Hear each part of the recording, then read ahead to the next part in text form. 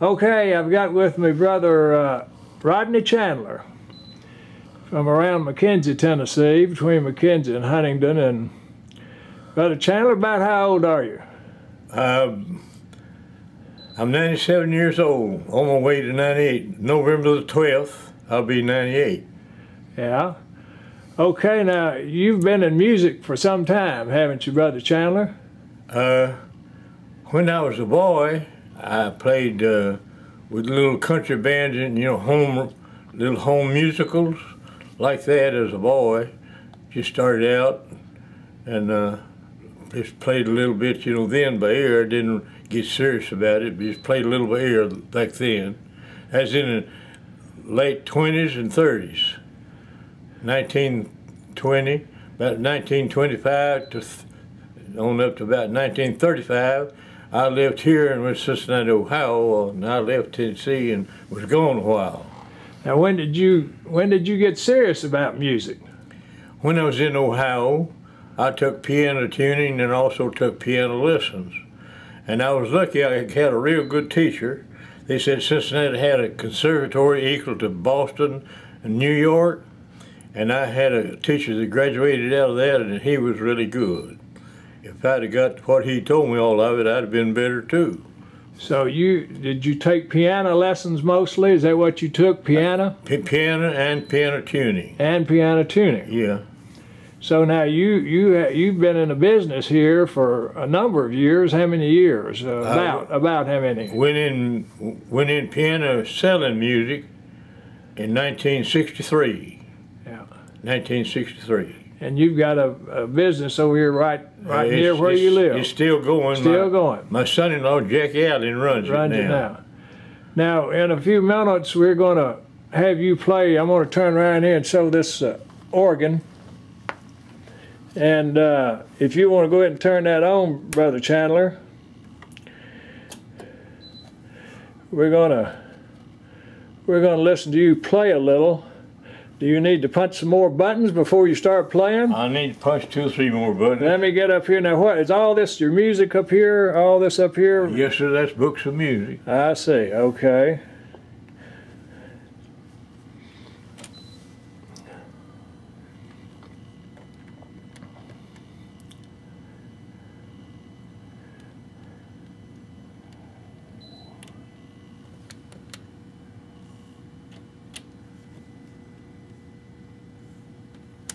How about starting off with a hymn? That'll be great. Right in the corner where you are. Okay, let her go.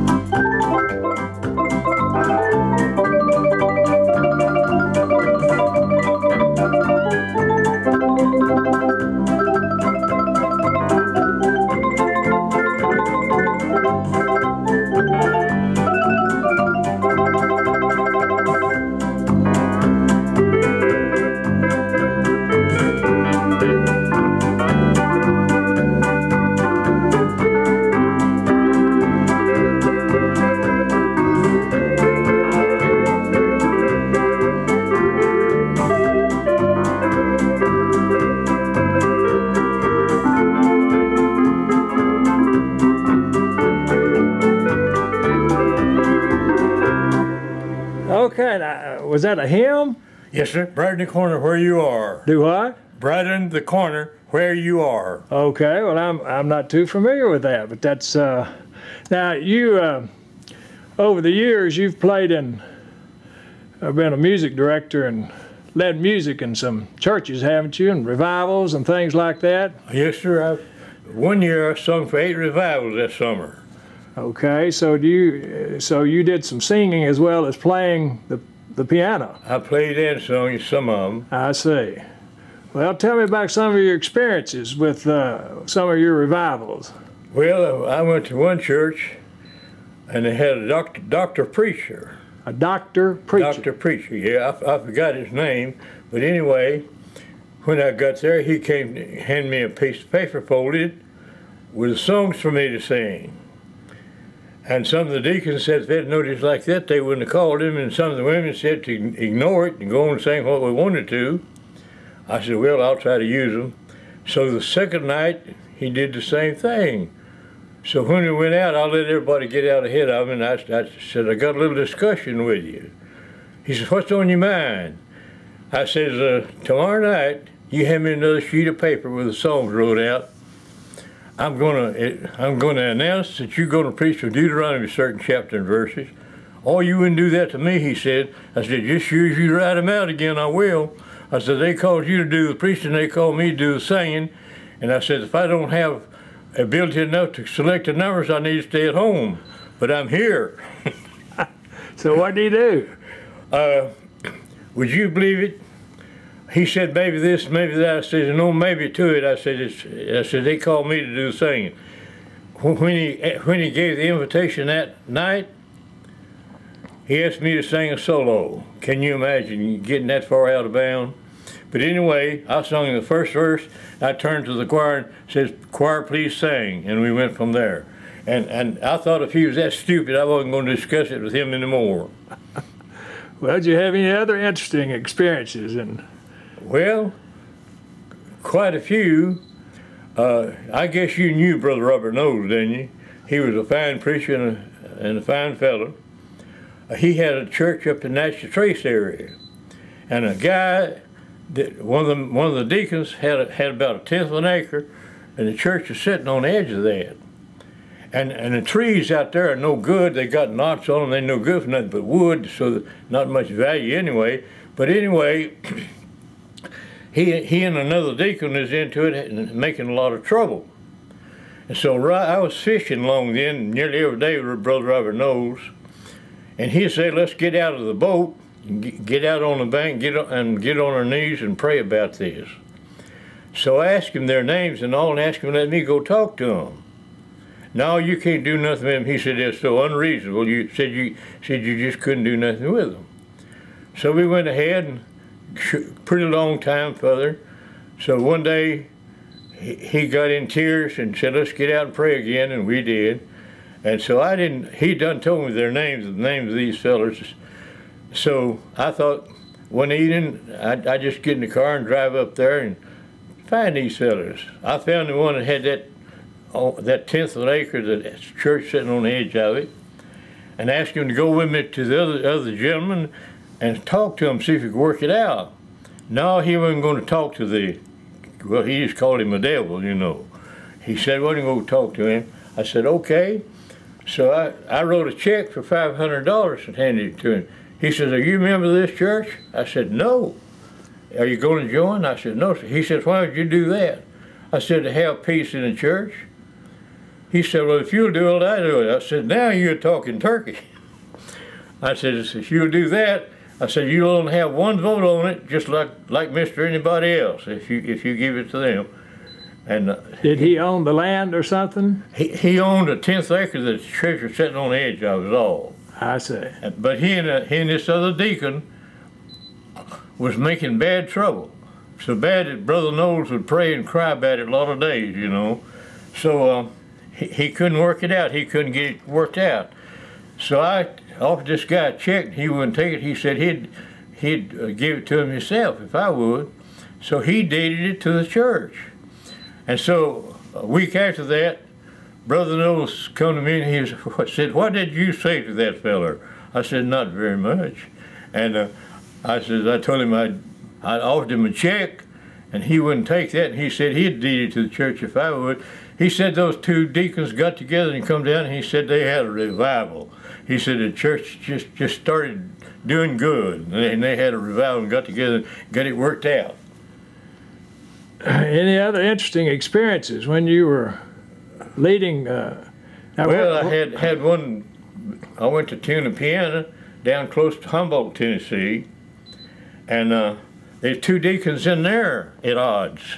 They were fussing and making trouble, and I tried to get them to talk together, and they wouldn't do it. They said they didn't want to talk to the old scratch, they called him. So I started tuning the piano, and both of their wives played the piano. And so one of them was in the house over in the corner over there where I was tuning the piano, and the other man, his wife, was walking out in the cemetery. So I started praying as I tuned the piano for the good Lord to give me some way to get their attention, you know, try to get them together. And while I was tuning the piano, and the good Lord gave me an idea. He inspired me with an idea. See, the piano in better tune, when it's in real good tune, it's got good harmony. About 120 strings, you might say, and when they're in tune, in good harmony. Well, when the church is doing good, all the people, all the members, they're in good harmony with one another. So I got this piano tuned and asked these ladies to come and play a number. The lady in the house played her number, and I called a lady out in the cemetery, her and her husband in, to play a number. They both played a number. I said, now I want you to play it again in a minute. I went to the piano, got right in the middle of it, and got one string, just only one, went zoom, pulled it down out of tune, see, and it rattled and everything. I asked them to come back and play their number. The person came back and played it, she hit that note, throwed her hands up, what'd you do to that piano? I asked the other lady to come try it, she did the same thing. I said, now, when two people gets out of harmony in a church, they mess the whole church up. I says, I only got one note, one string out of tune, and look, I said, it messed up the piano till you stopped playing it. And one of these fellows said, are you meaning us? I said, does it fit? I said, yes, sir. I said, you two are messing the whole church up. I said, you're breaking harmony in the church. And I said, that one string messed the piano up, see, when it got out of tune. I said, you're all out of tune, and you need to get tuned up and do right and serve the good Lord. We got a good Savior to serve. So we had a little further discussion about it. But anyway, I came home. About 2 weeks after that, I got a letter from the minister, said I didn't only tune the piano, said I tuned the church. He said them two fellows got together and said they had good harmony and good revival. So I appreciated that. Well, before I hear some more music, now you're quite a fisherman, aren't you? I like to fish real good. I fished a lot after I passed 80 years old. And what's the biggest fish you ever caught? 52 pounds. What kind? Catfish. And where did you catch that? And let's see, down here in the creek between here and Crescent. Brother Robert Knowles was with me. Right down here in the creek? In this creek, yeah. It's down here, you know where the spillway runs from the lake down to the creek? Just right above that spillway, that's where we caught that 52-pound catfish, where it runs into the creek, where Carroll Lake runs into the creek down there. What's your favorite fishing place? Where do you like to go? I guess Tennessee River, I guess, where I caught the most fish, and catfish and brim and crappie. I like those crappie. Now I'm going to ask you in a minute. You had a back problem for a number of years, but I'm going to let you play another song before I ask you about that. Okay? So what do you want to play? You just play. Do you have any requests that I might know? Well, I hadn't really thought about it. Do you know the Tennessee Waltz or not? Yeah, I know that, but how about Wednesday Night Waltz? Will that be all right? Well, that's fine too. I don't know but yeah, anything's all right with me. Wednesday Night Waltz, I learned it when I was about 10, 12 years old. I've never seen the music to it.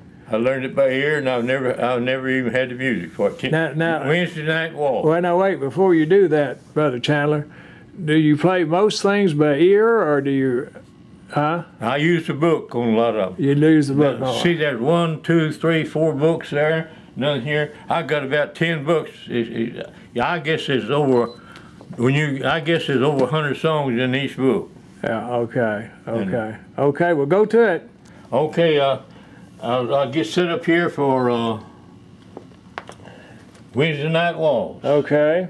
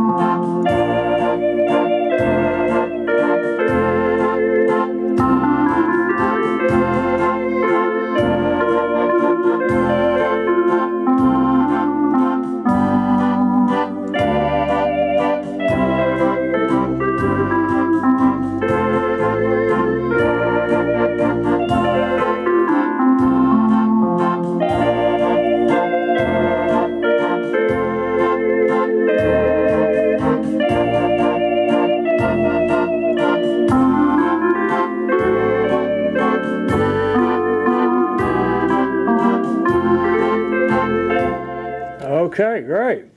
Now, tell me a little about this organ. Okay. It's got lots of lights on it. Yeah, it's got 248 controls, as I counted. 248.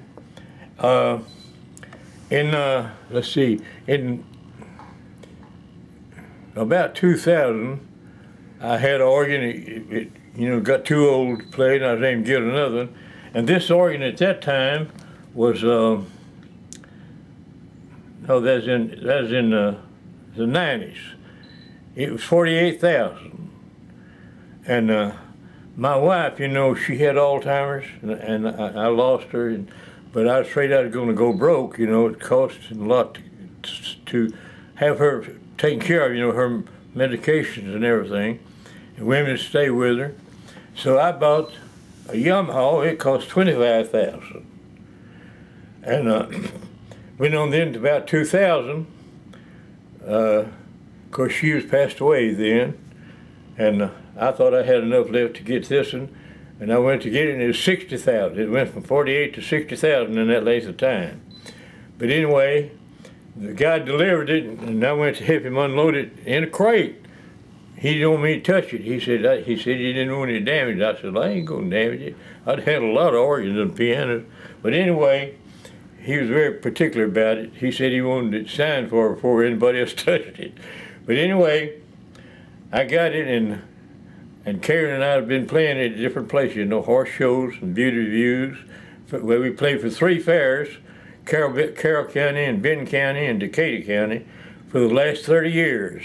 Every year during the fair, about. Now, is this the one you play? No, not the last 30, the last 10 years. This one. But we played other ones. How, it looks awfully big. How do you move it around? It weighs 500 pounds. It's heavy.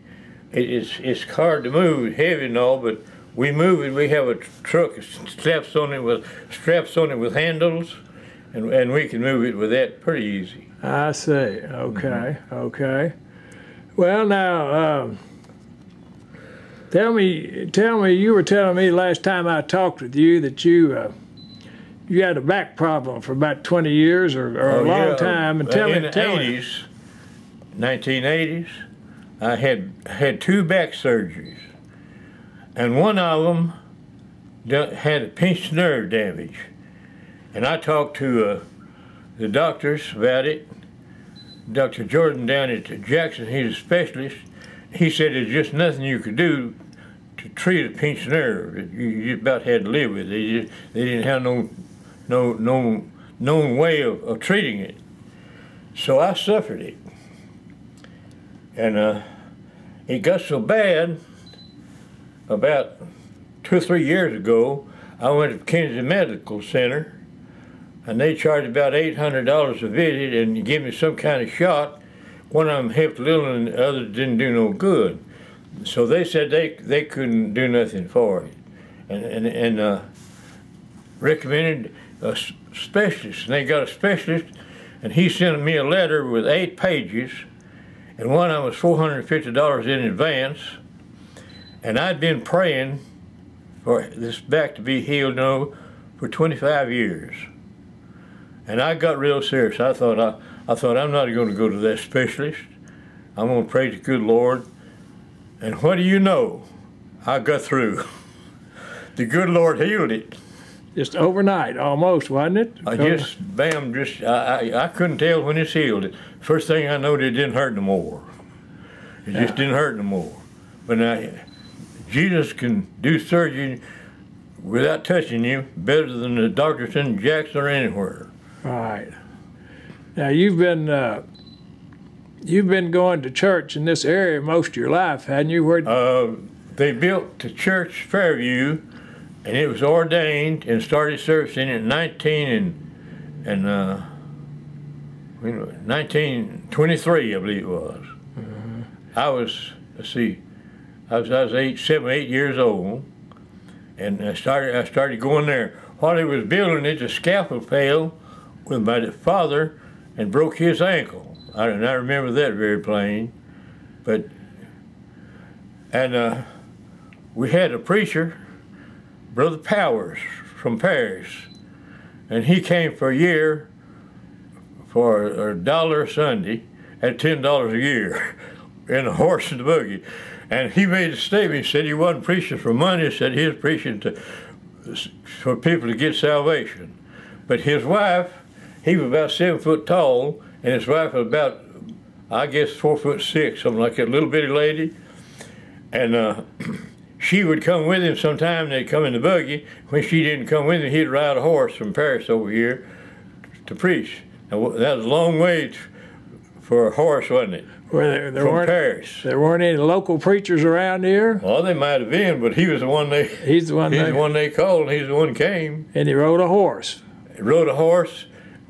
Maybe 1 month he'd ride a horse, and if his wife come with him, she felt like coming, they'd come in the buggy. So that'd be, what, close to 20 miles or something, or more? I guess it's 20 or 25 miles from here to Paris. Depending on how he came, yeah.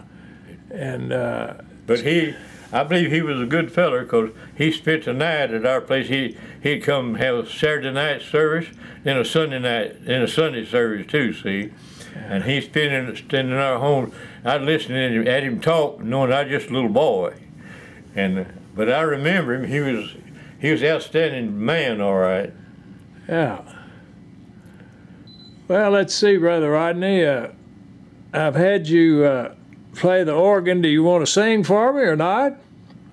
Do you want to sing for me or not? I guess not. I'm not. Okay. Not too good singing. Okay, well that's fine. I can sing, but I lead the choir, in church and all. But I got a whole bunch to sing with me and all like that. Do you still lead the choir now or not? I still do. Oh, you do? Yes, sir. And 10 years ago, or in the 80s, if I left my glasses at home, I'd have to go back and get them. They'd blur. See, I can go and not take glasses now. My eyes are getting better. That's Dr. Wells said that just don't happen. Said, let me examine your eyes. But I said, it happened to me. I know it did, because I can read that right now without glasses. Yeah, that's great. Well, thank you for talking with me, Brother Chandler. Okay. Have a good, and you're going to be playing at the horse show, did you say, next week? Next Saturday week. Yeah, okay. All right. Thank you.